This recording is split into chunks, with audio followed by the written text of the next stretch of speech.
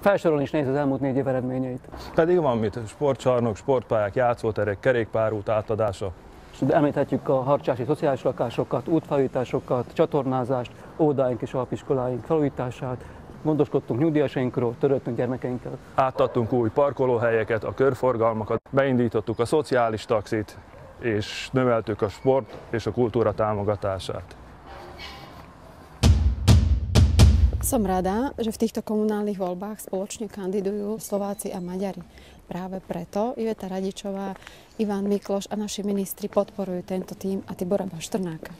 Veď je to naše spoločné mesto. Úgy gondolják, hogy Komárom városa pusztán belső forrásokból fejleszthető? Miből? Emeljük az adókat, vagy adósítsuk el a várost?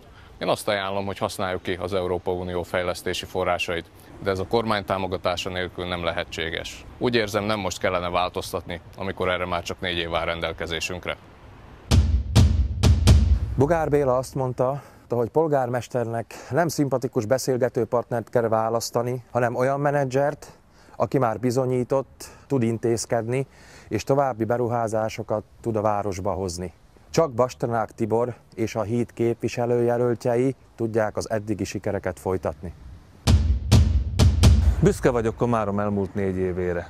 Hiszem, hogy egy tapasztalt polgármester, egy dinamikus, fiatalos képviselőtestülettel még nagyon sok mindent megtehet ezért a városért. Ezért kérem Önöket, november 27-én válasszák Basternák Tibort és a híd képviselőjelöltjeit. Köszönöm szépen!